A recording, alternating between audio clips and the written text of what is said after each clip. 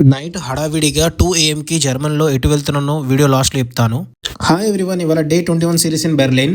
ఇక్కడ బట్టలు వాషింగ్ మిషన్లో వేయాలన్నా యాప్ యూజ్ చేసి వేయాలంట. అది నాకు తెలియదు, బ్రో చూపెట్టాడు.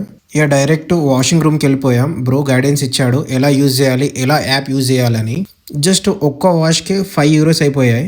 ఇక తప్పదు, మనం ఉతుక్కోవాలంటే మనకు బద్ధకం ఎక్కువ. కింద వాషింగ్ మిషన్, మీద డ్రైయింగ్ మిషన్. ఆటోమేటిక్గా యాప్లోనే చూపిస్తుంది ఎన్ని మినిట్స్లో డ్రై అవుతుందని. అలా వాషింగ్ మిషన్లో బట్టలు వేసి మనం వెళ్ళిపోయాం మటన్ అండ్ చికెన్ తీసుకోనికి. ఇక్కడ మటన్ అండ్ చికెన్ ఫ్రెష్గా దొరకాలంటే బరాకాకు వెళ్ళాలి. అక్కడ బరాకాలో ఉన్న వాడికేమో ఇంగ్లీష్ రాదు, నాకేమో జర్మన్ రాదు. మటన్ కావాలరా అయ్యా అని గూగుల్లో మేక ఫోటో చూపించా, ఆయన పని కాలేదు. ఇదంతా కాదనుకొని నేనే మెహ అని మిమిక్రీ చేసి చూపించా. ఎట్ లాస్ట్ ఇచ్చాడు. మళ్ళీ రిటర్న్ రూమ్కి వచ్చా.